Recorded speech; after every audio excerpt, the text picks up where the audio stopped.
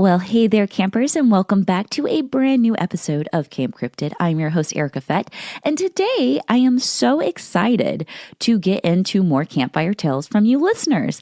But first, I want to thank everyone so much for listening to my Legend of the Jersey Devil episode last week. I was really excited to get into some of the lore of the Jersey Devil and talk about the Pine Barrens. So I definitely want to do another little touch base, maybe later on in a future episode about more of that Pine Barrens lore and maybe get into more of those stories from you listeners about any Jersey Devil encounters that you've had. So thank you so much for the excitement and the comments about that. It really makes my day to read the enthusiasm from you guys. So today I am really excited for a Campfire Tales episode. I did mention that I was going to be doing Mexico's top cryptids and most haunted locations, but I'm going to save that one for next week because I want a little bit more time to dive into some of those haunted locations in Mexico and talk a bit about some of those cryptids. So next week we will be touching base on that.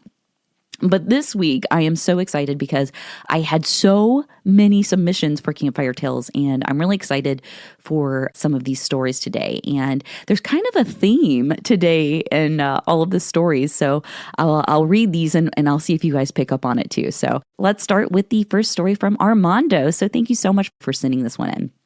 So let's get started. So Armando said, "This happened on December 24th of 2009. We had a Christmas party at my parents' house and all of our family members were there. As a Hispanic family, we celebrate Christmas on the 24th. Around this time, my grandpa and his oldest son were on speaking terms. They couldn't even see each other without arguing and leading to a huge fight. Well, this particular time, it all seemed normal, no fights or anything. Up until 12 a.m. and out of nowhere, things started to get out of control. One of my aunts told me to take the kids outside and I listened.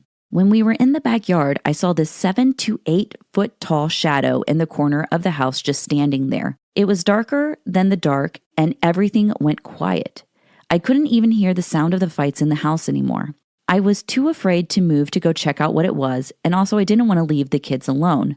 Then all of a sudden, I hear someone yell, 'He's having a heart attack.' And then one of my brothers tells me Grandpa hit the floor and they called 911.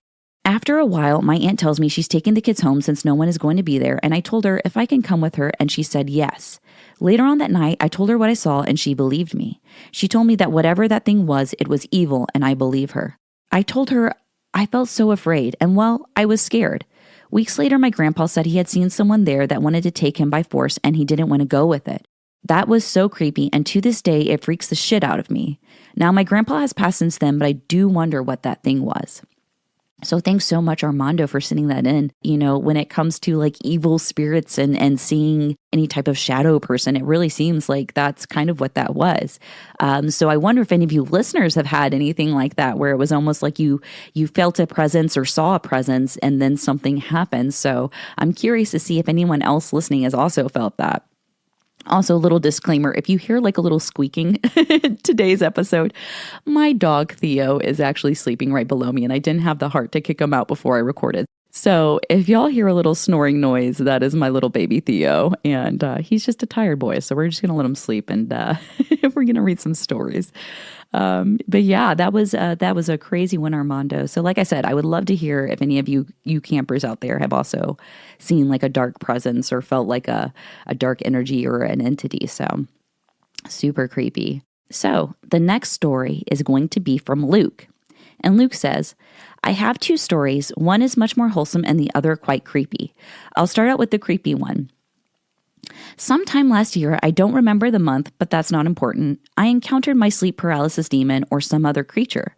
I woke up in what I think was the middle of the night. I say I think because I never opened my eyes. I sleep on my side facing the space between my bed and dresser, and my partner normally sleeps the other way around. I have never felt anything like this before. I awoke, frozen in place, but not in a I couldn't move kind of way. Every cell of my body and mind were screaming, 'Don't move, don't open your eyes, whatever you do.' I could feel, I knew that there was something between my dresser and the bed. The only thing I could do was freeze and try not to move. I didn't want to find out what was there, and I didn't want it to find out I knew it was there either. After what I felt like was hours, the presence seemed to leave, and I was able to sleep again. This has only ever happened the one time, and I'll still think about it occasionally when I lay down to sleep. The other story is from after my childhood cat passed away. I got my cat Buddy when I was about 4 years old, and he passed away when I was in college. Needless to say, we were more like brothers than a boy and his cat. Even my parents would call him my brother. Anyway, the night he passed away, my dad found him in our laundry room, which is right near the room I stayed in our basement. I had the door closed to my room, and we figured he was trying to get to me before he died. I wound up carrying him to the local vet to have him cremated. I grew up in a very small town. It was hard for a few days after he passed until he came to find me. It felt less like a dream and more like I was in another place or something. I was in a room full of white lights sitting on a simple chair. Before I knew it, Buddy was sitting on my lap. I just sat with him and pet him until it was his time to go. He finally found me and made sure I was okay before he left. I had a much easier time after that, and now I'm happy to say I'm a cat dad to 5 great cats my partner and I have taken in over the years. I hope this wasn't too long. I love listening to the podcast. I've been meaning to write it in for a long time now. Keep up the great work, and I look forward to hearing more about the creepy creatures and urban legends. Well, first off, I will say, Luke, when I read that story, I teared up. First off, we'll talk about the creepy one. A lot of people have actually submitted stories about feeling certain ways when they're sleeping or feeling a presence when they're sleeping. I know in my Q&A episode not too long ago, I talked about how I had a similar occurrence that happened to me too, where I was sleeping and I felt something whispering or lowly talking in my ear. And it woke me up. And in order for me to feel comfortable, I didn't want to acknowledge that the presence was there, right? And so I think that a lot of us actually have felt that way, where we could feel an energy or feel a presence in the room. And it's kind of what I go back to saying, we can all feel energies, right? Whether it's, the hairs on the back of your neck or your arm standing up. Sometimes you feel like someone's watching you. These are energies we feel, like gut feelings. And I always tell people, tune into that more, right? Trust your instincts. You don't have to see something to know something is there, right? And so I definitely think that these things do exist. And I think that once we start talking about them more and more people can feel comfortable talking about them, we'll start to also bond over the fact hey, we felt this. It's something that goes on. So that was super creepy, and I feel bad for you because I know that feeling is the worst, especially when you feel like something is just there, right? You don't know what it is. You don't know, and I always say okay, well, if it's a ghost, right, this is a human, right? So we always think it's going to be this evil demon looking creepy thing like Insidious or something, but it could just be a normal presence, but we just don't know what it is. So our mind goes straight to oh gosh, what is this? But with the second story about your cat Buddy, I lost my beagle a couple years ago, and that was really rough for my husband and me. And he actually ended up dreaming about our beagle shortly after he passed. And I actually had a dream about our beagle shortly after he passed. And it's this beautiful thing where it's closure, right?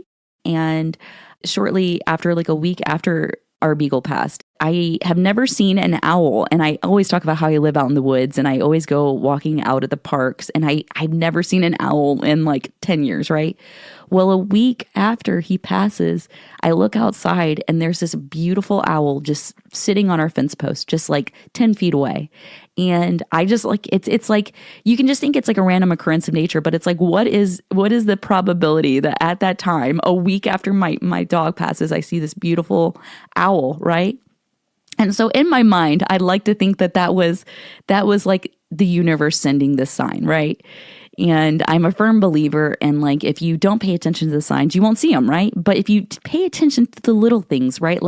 Even something as simple as a butterfly crossing your path, what's the likelihood of that butterfly just being there at that moment? So I like to believe in signs, and I like to believe that the universe sends us these little you're doing great, you're on the right path type of thing. So I'm so happy that you finally got that closure, and it makes me happy that you're a cat dad of 5 cats. I love that. I actually just, a lot of you know that I take in a lot of strays that get abandoned around here. And I just found another stray cat this past week, and I'm pretty sure she's pregnant. So I'm about to be a grandma, y'all. So that's the universe sending me another sign, take care of this cat. This little baby needs you. So, but no, thank you so much, Luke, for that. I mean, I'm happy that you and your partner taking all these little cats. We love to get these little animals saved. But yeah, that was a scary story and a very beautiful story too. So thank you so much for submitting those. So this next story is going to be from David. And David says, I have a creepy story for y'all. A few years back, I sold my home and decided to rent a year before buying another house. I live alone and only have my son on a 50-50 schedule. He often fell asleep watching movies on my giant beanbag chair in the family room. Sometimes I would just let him crash there instead of carrying him to his room. This was one of those nights I left him there. I woke up randomly in the middle of the night, extremely paranoid. I couldn't remember having a bad dream, and waking up was abnormal for me. I decided to go check on my son, obviously because of this feeling. As I'm walking down the hallway, I start getting this heavy feeling of being watched. I have a front yard motion sensor light that turns on, easily explainable as maybe a dog or something was outside. I check and I don't see anything. I get to my son and he's sleeping soundly. I decided to grab him and bring him back to my room. As I'm walking down the hallway toward my room, this feeling of being watched grows even stronger. Now I feel like something's behind me or somewhere close to me, and I get a sense that it's angry now. I put him in bed, and now whatever presence I'm feeling is right at the foot of my bed. I can't see anything there, but I feel its presence, and my restroom light is on so it's not completely dark. I have never felt something so filled with hatred and anger. It made my heart sink to my stomach. My eyes almost wanted to tear up. I had no idea what to do, but my son was right there, so I had to do something. I happened to have some black salt on my dresser from researching Wiccan beliefs. I threw the bag of salt in the direction of the thing, but it only seemed to make it more pissed off. I was raised Catholic, and the only other thing that came to my mind was saying the Hail Mary prayer, if you're familiar. I'm far from being religious these days and consider myself agnostic. However, this time, this worked. After saying it a second time, the paranoid hatred feeling started going away. I just kept saying it over and over about 4 to 5 times. I don't know what happened that night or what that was. Part of me just wants to say it was a demon that was there for some reason, but I have nothing to back that up. Just what I felt. I stayed up all night until the morning to make sure my son was okay. Never happened again, and I've since moved from there. This was back in 2017. Thanks for listening. Feel free to ask any questions. Love the cast and cryptids. I used to do my own cast a few years ago. Well, first off, I love that you had your own podcast. That's amazing. Second off, I was raised Catholic, so I totally know this whole feeling of like demons and saying the Hail Mary. I think that's part of the reason why I'm like so obsessed with like demon and exorcism movies is because I was raised Catholic, and it's like this whole fear of like demons, right? I absolutely loved any type of religious horror. But this story goes back on feeling those feelings. Like you don't have to see something to know something's there, right? And this time you listen to your gut feeling. I'm not trying to say like your son could have been possessed or whatever, but like obviously you were feeling that feeling for a reason, and like your Papa Bear energy kicked in, and you got your baby out of there, right? And like, this is what I say, like, we can feel these things, but it's just because you can't see it doesn't mean something's not there. Right. And this is so creepy. And I will give a hint, guys, all of the stories today have like this feeling of like, where you can feel something, but you can't see it. Right. And it's just people listening to that gut instinct that we have. And I love this. I love the fact that like other people I hate the fact that we had to feel these like scary feelings, right? But also feeling that you kind of know, like you kind of feel like something is there, right? Which I think is crazy. That adds to the mystical nature of Earth, right? Like what is going on, right? It's like Transformers. There's more than meets the eye, right? Which I had a weird dream. I told my husband the other night I woke up and I had a dream about Megatron, and I was like on this like skyscraper or like this rooftop place, and there was like Megatron showed up. Like, what was that? Oh, sidetrack. Sorry. maybe I've just got Transformers on my mind. I don't know. I don't know. Okay, so this next story is going to be from Luis. And Luis says, so not sure if it's creepy, but up until I was 19, there was a lot of electrical disturbances everywhere I went. Streetlights blew, gin boxes exploded, motherboards caught fire, electric stoves would stop working. I have met other people in my life that this happened to, so not sure if it's common or not. The first thing that this reminded me of is there's an episode of The X-Files that has Jack Black, and I think it was called DPO. I think maybe. And the kid basically got struck by lightning and he could control electronics. So I don't think you've probably been struck by lightning, but this is exactly what that reminded me of. It's almost like an electromagnetic occurrence, right? And you have this electrical pull, right? So I wonder if anybody listening has ever experienced anything like that or knew anybody like that where electronics would stop working or things would kind of go haywire. So I'm curious because I've never met anybody like that other than seeing the X-Files episode, and I think it's pretty cool, honestly.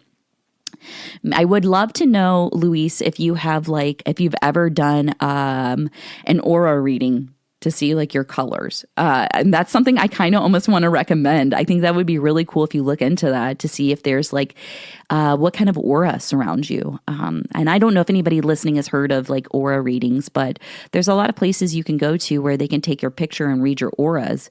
And I think that would be really cool to do and see what energy surrounds you.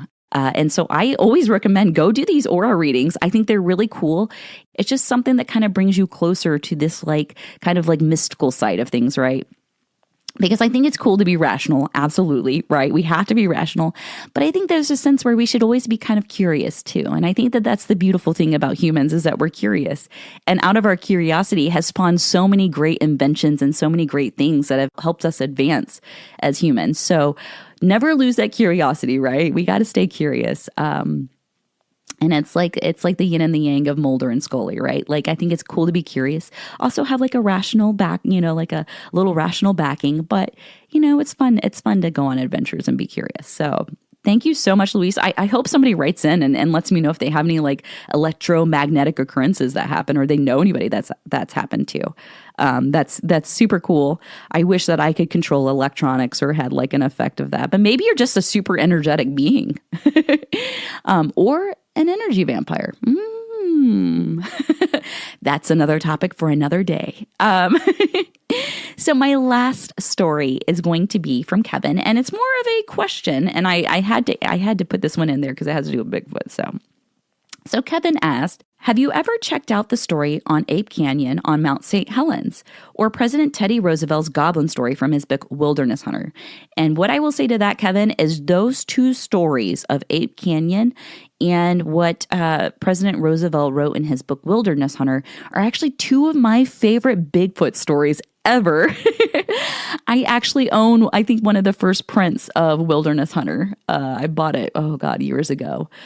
And honestly, it's one of the stories that I always go back to. And this is one of one of the foundations for maybe an earlier Bigfoot story.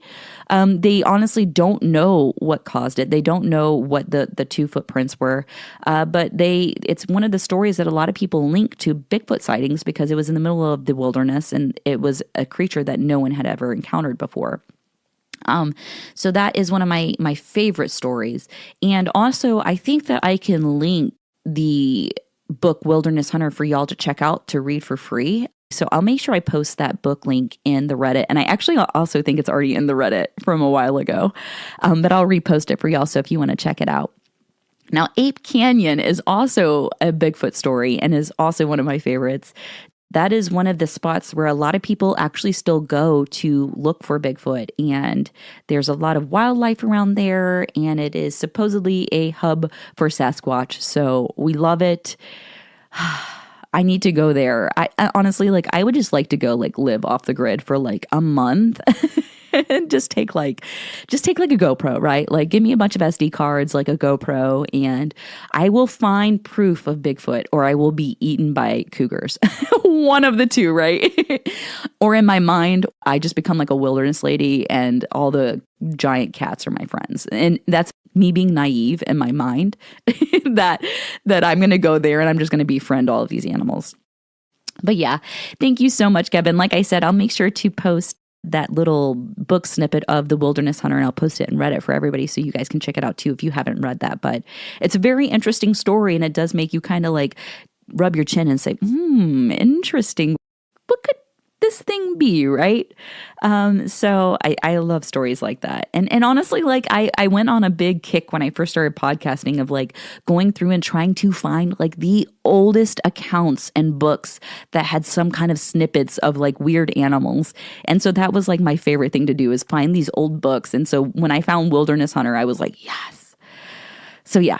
Thank you so much, Kevin, for that. And thank you for ending today's episode on some Bigfoot goodness. We know that I love me some Bigfoot. I am a total like Sasquatch girl. I love it. It's one of my favorites. And it just makes me so happy. So yeah, other than that, like I said, next week's episode is going to be on Mexico's top cryptids or some of my favorite cryptids in Mexico and also some very super haunted locations in Mexico because I was researching some places and there are some temples, man, that are terrifying and scary. And I'm like, these have got to be some of the most haunted places in the world, like hands down, like absolutely.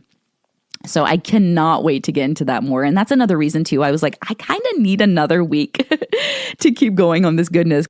But yeah, so other than that, what I've been watching lately, I haven't been watching too much horror and I feel really bad. I wish I had more horror recommendations this week.